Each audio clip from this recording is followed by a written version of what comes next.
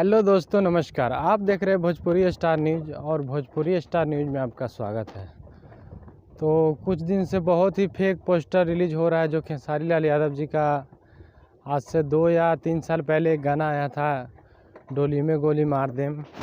वो बहुत ही अच्छा सॉन्ग था जो खेसारी लाल यादव जी सिंगल गाए थे और वही गाने का 3 आने वाला था अभी दिसंबर में ही, तो अभी तक रिलीज़ नहीं हुआ है। तो देखिए उसी का फेक पोस्टर रिलीज़ हो रहा है जो आप ये देख रहे हैं आगे, एकदम फेक पोस्टर है।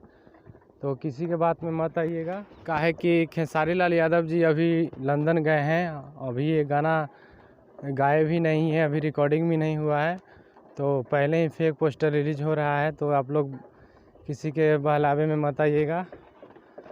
तो जल्द से जल्द खेसारी लाल जी आएंगे और ये गाना गाएंगे और रिलीज़ होगा। अब देखिए, सुना गया है कि टी सीरीज से रिलीज़ होगा या अन्नपूर्णा।